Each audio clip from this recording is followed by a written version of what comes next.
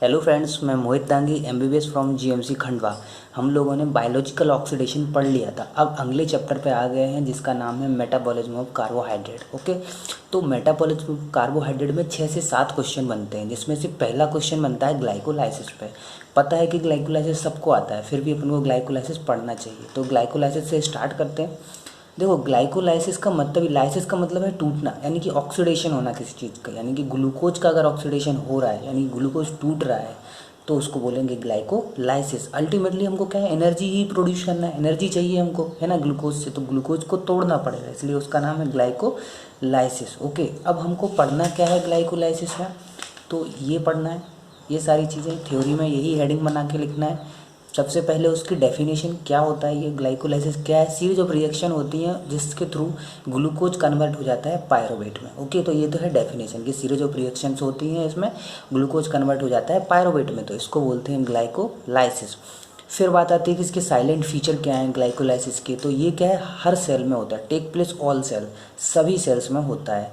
कब होता है, अगर O2 की उपस्थिति या O2 की अनुपस्थिति, दोनों टाइम हो सकता है। अगर O2 यूज हो पा रहा है, नहीं हो पा रहा है, तब भी ये होगा। ठीक है, अनॉक्सी कंडीशन में भी ग्लाइकोलाइसिस चलेगा। Major pathway for ATP synthesis, RBC, cornea and lens. इनमें क्या होता है, माइटोकॉन्ड्रिया नहीं होता। माइटोकॉन्ड्रिया नहीं होगा तो फिर O2 यूज ही नहीं हो पाएगा। ओके, तो फिर भी इनमें लेकिन ग्लाइकोलाइसिस होगा। तो ग्लाइकोलाइसिस के थ्रू इनमें एनर्जी होगी। तो आरबीसी में हमेशा फिर 2 एटीपी बनेंगे, यानी कि अनॉक्सी कंडीशन में ग्लाइकोलाइसिस वगैरह चलेगा और 2 एटीपी एनर्जी इनको इसी से मिलेगी।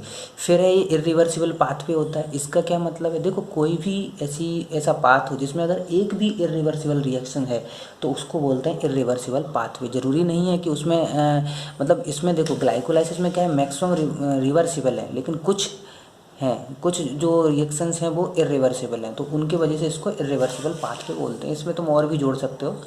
फिर बात आती है कि रिएक्शन इसमें कितनी होती है, तो 3 टाइप से इसमें रिएक्शन होती हैं।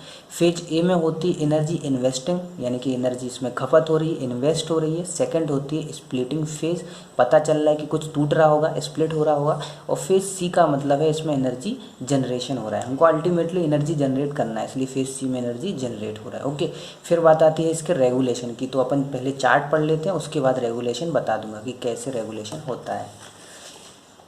तो ग्लाइकोलाइसिस का ये चार्ट सबसे प्यारा है, अपन ने 12th में भी पढ़ा है, नीट में भी पढ़ा है, तो ये देख लेते हैं। इसमें क्या होता है, ग्लूकोज से पहले बनता है ग्लूकोज 6 फॉस्फेट। एंजाइम काम करता है हेक्सोकाइनेज। ओके, काइनेज जहाँ भी है तो उसमें मतलब एटीपी या एडीपी का रोल है, समझ लो। तो हेक्सोकाइनेज है, तो यहाँ पे ग्लूकोज से ग्लूकोज 6 फॉस्फेट जब बनेगा तब उसमें एक एटीपी खर्च हो जाएगी, एटीपी से एडीपी बन जाएगा। ओके, फिर ग्लूकोज 6 फॉस्फेट से बनता है फ्रक्टोज 6 फॉस्फेट आइसोमराइजेशन के थ्रू। ठीक है, तो अब ये स्टेप क्यों हुआ, ये ग्लूकोज 6 फॉस्फेट भी तो आगे जाके कर सकता था ना, फ्रक्टोज 6 फॉस्फेट क्यों बना लिया हमने। ये देखो बेस्ट नहीं है, ये इसलिए बनाते हैं क्योंकि जो ग्लूकोज होता है उसमें 1 और 6 दोनों पोजीशन पे OH ग्रुप नहीं होता, जबकि फ्रक्टोज 6 फॉस्फेट का जब तुम स्ट्रक्चर बनाओगे फ्रक्टोज का, तो उस पर 1 पे एंड लास्ट वाले पे OH ग्रुप लग सकता है। और फॉस्फेट क्या है, OH ग्रुप से ही अल्टरनेट होता है। ओके, OH ग्रुप की जगह ही वो लगेगा, इसलिए उसको ग्लूकोज 6 फॉस्फेट को अपन को फ्रक्टोज 6 फॉस्फेट बनाना पड़ता है। ठीक है, फिर बात आती है फ्रक्टोज 6 फॉस्फेट से फ्रक्टोज 1,6 बिस फॉस्फेट बनता है। उसमें काम करता है फॉस्फोफ्रक्टोकाइनेज। ये एक एंजाइम है, बहुत ही इंपॉर्टेंट एंजाइम है। ये रेट लिमिटिंग स्टेप है एंड रेट लिमिटिंग ये एंजाइम है। ओके, तो ये बहुत इंपॉर्टेंट है, फ्रक्टोज 6 फॉस्फेट से फ्रक्टोज 1,6 बिस फॉस्फेट। यही फिर ऐसा कमिटेड स्टेप है, इसके बाद ग्लाइकोलाइसिस होगी ही होगी। अगर ये हो गया स्टेप तो ग्लाइकोलाइसिस होनी है। इसके पहले कुछ भी हो सकता है, इसके पहले ये ग्लूकोज 6 फॉस्फेट फ्रक्टोज 6 फॉस्फेट किसी दूसरे भी साइकिल में जा सकते हैं, लेकिन अगर एक बार फ्रक्टोज 1,6 बिस फॉस्फेट बन गया तो फिर वो ग्लाइकोलाइसिस में ही जाएगा, इसलिए इसको कमिटेड स्टेप बोलते हैं। ओके, इसमें भी एक एटीपी यूज हो जाता है। देखो अभी क्या हो रहा है, हमको बनाना था अल्टीमेट एटीपी, लेकिन एटीपी तो यहाँ पे यूज हो गया। तो देखो इसका ऐसे समझ सकते हैं, कुछ पाने के लिए कुछ खोना पड़ता है, तो कुछ थोड़ा बहुत खो के अपन ज़्यादा पाएंगे। ओके, ज़्यादा एनर्जी बनाएंगे, इसलिए ये पहले करना पड़ता है। फिर बात आती है फ्रक्टोज 1,6 बिस फॉस्फेट, ये स्प्लिट होता है, 2 में टूटता है। 1,6 बिस फॉस्फेट, यानी कि 6 पे पहले फॉस्फेट था, फिर 1 पे भी आ गया, तो 2 फॉस्फेट हो गए। ओके, 1 पे एंड 6 पोजीशन पे, तो दोनों टूट जाएंगे, 2 अलग अलग कंपाउंड बनेंगे, di hydroxy acetone phosphate, glyceraldehyde 3 phosphate. एक इसमें फॉस्फेट आ गया, एक इसमें फॉस्फेट आ गया। Dihydroxyacetone phosphate isomerisation होके ये ग्लिसरल्डिहाइड 3 फॉस्फेट फिर से बना देगा। ओके, तो अब अपने पास ग्लिसरॉल्डिहाइड 3 फॉस्फेट के 2 मोल आ गए, ओके, 2 अणु आ गए। तो हमेशा अब यहाँ से 2 मल्टीप्लाई होगा, सब में 2 मल्टीप्लाई होगा, सब 2 चलेगा, ओके। ग्लिसरॉल्डिहाइड 3 फॉस्फेट से बनता है 1,3 बाई फॉस्फोग्लिसरेट, ओके, ये एसिड बन गया 1,3 बाई फॉस्फोग्लिसरेट। इसमें यूज होता है, जब इसमें एंजाइम यूज होता है ग्लिसरॉल्डिहाइड 3 फॉस्फेट डिहाइड्रोजनेज। डिहाइड्रोजनेज का मतलब ये कि हाइड्रोजन निकल रहा है, और उस हाइड्रोजन जब निकलता है उसको लेने के लिए NAD आता है, ओके। तो NAD पॉजिटिव आएगा और हाइड्रोजन को लेके NADH बना देगा, ओके। फिर बन जाएगा 1,3 विस फॉस्फेट से बनेगा 3 फॉस्फोग्लिसरेट। इसमें काम करेगा फॉस्फोग्लिसरेट काइनेज। काइनेज फिर से आ गया तो फिर से ADP से अब ATP बनेगा। देखो यहाँ तक जो रिएक्शन थी, यहाँ से यहाँ तक फ्रक्टोज 1,6 बिस फॉस्फेट तक, ये जो रिएक्शन थी, ये रिएक्शन थी अपने एनर्जी इन्वेस्टिंग, क्योंकि इसमें एनर्जी इन्वेस्ट हो रही थी। ये वाली रिएक्शन थी स्प्लिटिंग फेज थी, ओके, ये स्प्लिटिंग फेज थी। अब जो लास्ट में स्प्लिटिंग के बाद जो फेज चलेंगे ये सारी एनर्जी जनरेशन फेज रहेंगे, ठीक है, क्योंकि एनर्जी बन रही है, NADH भी एनर्जी देगा, ओके, ATP बन रही। अब जब ये ऐसे ATP बनता है सबस्ट्रेट लेवल के, तो इसको सबस्ट्रेट फॉस्फोराइलेशन बोलते हैं, ओके, क्योंकि ये सबस्ट्रेट लेवल पे बन रही है। फिर क्योंकि ये ETC में नहीं जा रही, इलेक्ट्रॉन ट्रांसपोर्ट चेन के थ्रू नहीं बन रही है, डायरेक्ट यहीं पे बन गई है। फिर 3 फॉस्फोग्लिसरेट से 2 फॉस्फोग्लिसरेट बनता है। ये क्यों बन गया, क्या मतलब है इसका? इसलिए बनता है क्योंकि जो 3 पे अगर फॉस्फेट ग्रुप होता है तो इतनी एनर्जी नहीं होती कि उसे तोड़ने पर अपन ATP बना सकें, इसलिए इसे 3 से 2 पर लगाते हैं अपन, ओके। तो यहाँ भी म्यूटेज काम करेगा, फॉस्फोग्लिसरेट म्यूटेज। म्यूटेज का काम ही होता है कि पोजीशन को बदलना, इंट्रामोलिकुलर ट्रांसफर करता है ये, और फॉर्मूला चेंज नहीं करता है म्यूटेज जब भी आ जाएगा, ओके। तो 3 से 2 पे फॉस्फेट को लगा देगा, तो 2 फॉस्फोग्लिसरेट आ गया। अब 2 फॉस्फोग्लिसरेट से बनेगा फॉस्फोइनोल पायरुवेट। एंजाइम काम करेगा इनोलेज।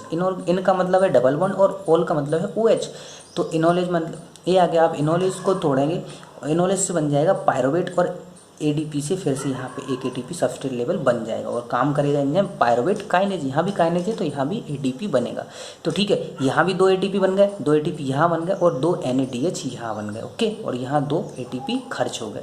तो ये तो था पूरा अपना चार्ट ग्लाइकोलाइसिस का, जो मैक्सिमम लोगों को पता था, ठीक है ना। इसको याद कैसे करना है, तो ये सबको याद है, ग्लूकोज से glucose 6 phosphate, fructose 6 phosphate, fructose 1,6 bi bis phosphate, glyceraldehyde 3 phosphate, 1,3 bi phosphoglycerate, 3 phospho, 2 phospho, phosphoenol pyruvate and pyruvate, ये सबको याद है, ओके।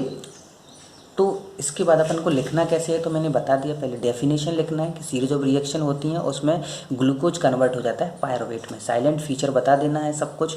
रिएक्शन बता दिए, फेज ए में एनर्जी इन्वेस्टिंग फेज है, splitting phase and energy generation phase. तो energy investing phase यहाँ से यहाँ तक रहेगी, फिर ये स्प्लिटिंग फेज है, और इसके बाद जो फेज है वो एनर्जी जनरेशन फेज रहेंगे। अब बात आती है लास्ट की, इसका रेगुलेशन कैसे होगा, ओके। तो ये रेगुलेशन की बात कर लेते हैं, फोकस। रेगुलेशन में क्या है कि ये जो 3 रिवर्सिबल स्टेप थे, इसमें 3 रिवर्सिबल स्टेप होते हैं। एक तो फर्स्ट होता है जब ग्लूकोज से ग्लूकोज 6 फॉस्फेट बनता है, तो ये इरिवर्सिबल होता है, इरिवर्सिबल होता है हेक्सोकाइनेज की उपस्थिति, तो एक ये होता है। दूसरा होता है फ्रक्टोज 6 फॉस्फेट से जब फ्रक्टोज 1,6 बिस फॉस्फेट बनता है, तो ये भी इरिवर्सिबल स्टेप होता है। और एक होता है लास्ट में बिल्कुल, जब फॉस्फोइनोल पायरुवेट से पायरुवेट बनता है। तो ये जो तीनों इरिवर्सिबल स्टेप हैं, और जो एंजाइम है, यही तीनों एंजाइम रेगुलेटेड एंजाइम होते हैं, यानी कि यही रेगुलेशन करते हैं इसका ग्लाइकोलाइसिस का। तो अपन को बिल्कुल इजी है, जो जो इरिवर्सिबल स्टेप है उनके ही एंजाइम लेना है। पहला कौन सा है, हेक्सोकाइनेज। दूसरा का है PFK यानी कि फॉस्फोफ्रक्टोकाइनेज, और तीसरा है पायरुवेट काइनेज। तो यही तीनों एंजाइम इसको रेगुलेट करेंगे, ओके। तो ये आ गया। हेक्सोकाइनेज कैसे करेगा, हेक्सोकाइनेज फीडबैक मैकेनिज्म के थ्रू करता है। जब अगर ग्लूकोज 6 फॉस्फेट बहुत ज़्यादा बन गया तो ये ग्लूकोज 6 फॉस्फेट इसको इनहिबिट करता है, इस एंजाइम को, हेक्सोकाइनेज को नेगेटिव फीडबैक देगा और ये इसको बंद कर देगा कि आगे मत बढ़ाओ। सफिशिएंट ग्लूकोज 6 फॉस्फेट है तो ग्लूकोज को मत तोड़ो, ओके। एनर्जी के लिए ये सफिशिएंट है, इसलिए ये फीडबैक मैकेनिज्म के थ्रू इसको कंट्रोल करेगा। दूसरी बात आती है PFK फॉस्फोफ्रक्टोकाइनेज। ये एक बहुत इंपॉर्टेंट एंजाइम है, इसमें एक एलोस्टेरिक साइट भी होती है। तो यहाँ तो सबस्ट्रेट जुड़ जाएगा, और एलोस्टेरिक साइट जो होती है उसमें 2 जगह, या तो एक्टिवेटर भी जुड़ सकता है और इनहिबिटर भी जुड़ता है। तो इनहिबिटर क्या होते हैं इसमें, ATP सिट्रेट एंड एचाइन, यानी कि ATP अगर सफिशिएंट है, यानी कि ये वाले एंजाइम जो फॉस्फोफ्रक्टोकाइनेज है, ये कब इसमें नेगेटिव फीडबैक आएगा, अगर ATP बहुत ज़्यादा है, ATP सफिशिएंट है बॉडी के लिए कि नहीं, ज़रूरत ही नहीं है, तो क्यों तोड़ें ग्लूकोज को, ओके। तो इसलिए फिर ये फॉस्फोफ्रक्टोकाइनेज इनहिबिट हो जाएगा। और अगर ADP ज़्यादा है, AMP ज़्यादा है, या इनऑर्गेनिक फॉस्फेट ज़्यादा है, तब फिर ATP बनेगा, यानी कि ये एक्टिवेटर का काम करेंगे। तो एक्टिवेटर का काम करेंगे ADP AMP एनोर्गेनिक फॉस्फेट, और इनहिबिटर का काम करेंगे ATP citrate and H ion. Okay, तो ATP अगर बहुत ज़्यादा है, सिट्रेट है, एच आयन बहुत ज़्यादा है, तो फिर ये इनहिबिट का काम करेंगे और ये रिएक्शन आगे नहीं बढ़ेगी क्योंकि ATP सफिशियंट है बॉडी के लिए। लास्ट आता है पायरुवेट काइनेज, जो ये पायरुवेट काइनेज है। ओके, तो अगर इसका भी सेम ही है, अगर ATP बहुत है, एलेनिन बहुत है, ATP है सफिशियंट है ATP की, मतलब बॉडी को चाहिए नहीं इससे ज़्यादा, तो फिर ये इनहिबिट हो जाएगा। ओके, और इसके बाद बस इतना ही, यही तीनों एंजाइम काम करते हैं। इनका तुम चाहो तो एक स्क्रीनशॉट ले सकते हो, ग्लाइकोलाइसिस का स्क्रीनशॉट ले लो, इसका एक यही लिखना है। बाकी इसमें और भी सारी चीज़ें जोड़ सकते हो, जैसे कि इरिवर्सिबल स्टेप को अलग से बना के लिख सकते हो। ओके, एक इसका ले लो ग्लाइकोलाइसिस में, इसमें एक साइकिल और होता है रैपोर्ट ल्यूबरिंग साइकिल, वो अगर तुम लोग चाहो कमेंट करोगे तो मैं बता दूंगा, बाकी वो सिंपल है, पढ़ भी सकते हो सब खुद से, तो कमेंट पे डिपेंड करेगा, अगर करोगे तो बता दूंगा। ओके, थैंक यू गाइज, और चैनल को लाइक करो, सब्सक्राइब करो, ज़्यादा से ज़्यादा फर्स्ट ईयर वालों को ये शेयर करो ताकि वो लोग भी पास हो सकें सब लोग। Thank you, bye bye.